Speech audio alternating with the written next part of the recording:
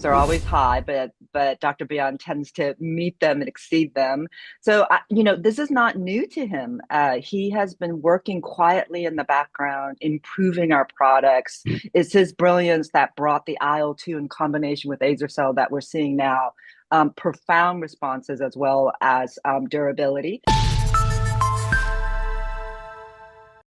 It has been a big week for Imugene with the appointment of Chief Medical Officer Dr. John Beyond and the activation of its first Australian site in the Phase 2 Neo-Polym trial. With me to discuss these latest developments is Dr. Beyond and Managing Director and CEO Leslie Chong. Leslie, it's good to see you again, and Dr. Beyond, good to meet you.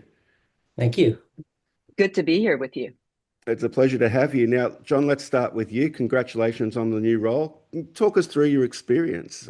Sure. I'm a hematologist oncologist by training. I did my postgraduate training at the University of Washington in Seattle. After that, I was junior faculty for about 4 years, and then moved into industry. I've been in industry now for over 11 years, and my first position was at Genentech, where I worked on the checkpoint inhibitor atezolizumab.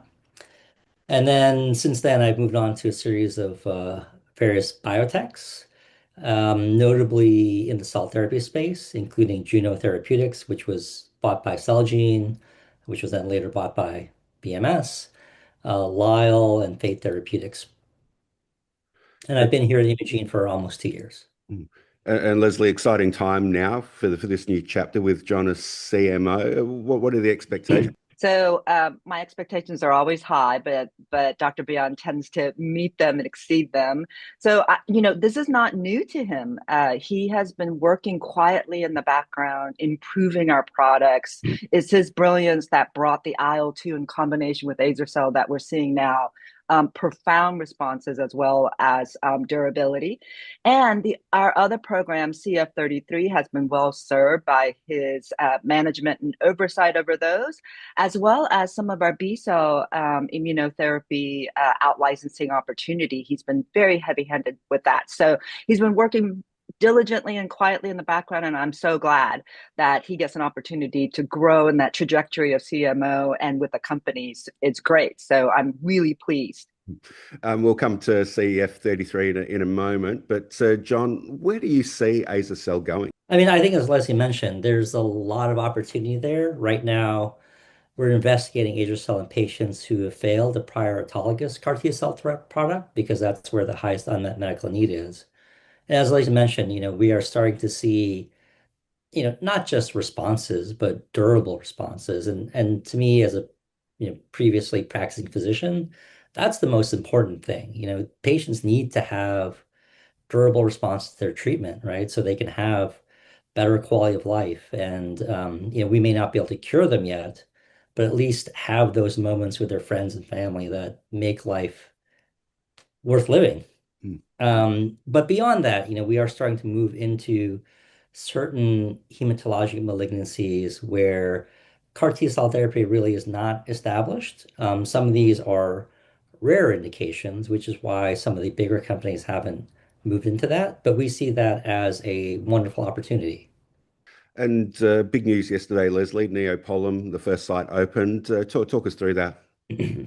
So that's a very special study where other anti-PD-1s like ours, our PD-1 Vaxxas also inhibits PD-1, where they've seen lots of activity from other companies, especially in this particular colorectal type. And so we're quite excited that we've been approached by UK and Australian physicians who specialize in colorectal cancers. So that is what's called an investigator-sponsored study where Imugene is playing a very minimal part in terms of resources or finance. However, we still own the patent, so therefore we own the data. So it's a nice way to continue to develop PD-1 Vax. However, we don't have to be laborious about it, and we just get the data. So it's the AGITG is a wonderful group of physicians who are putting this together, and we're delighted that the first site is active and we'll start recruiting quite soon. And to the both of you, I mean, Leslie, you touched on CF33 earlier and oncolytics as well. What's happening with those? So we are moving those swiftly through to come to a decision regarding be it recommended phase 2 dose. We are also looking for other partnership opportunities with those, which I'm quite excited about. So those are moving along quite well.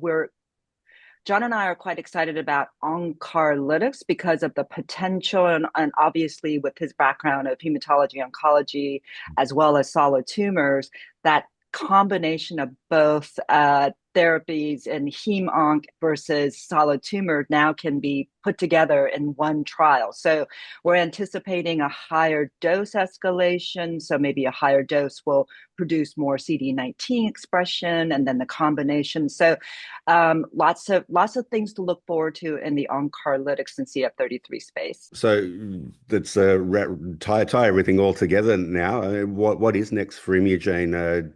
John, where do you see things going? Leslie, what's going to happen? Well, I think with Azer-cel, that is sort of the near term, I would say, value inflection point and the near term to sort of fast to market strategy. So Azer-cel has been our highest priority because it is producing complete responses. And as John alluded to, we're also seeing durability where it matters. And it matters to the patients, it matters to the FDA, it matters to the regulatory authorities, and obviously it matters to imaging. So that's our highest priority to produce that data and continue to proliferate with Azer-cel. With CF33, we're really focused on oncarlytics because of the promise and the value that it will drive. And also, obviously, our B cell immunotherapy, out licensing those for the opportunities. And then we keep looking for partnership as we move along the development path. So plenty to look forward to, particularly in this back half of 2025. John, Leslie, thanks for your time today. Thank you. Thank you.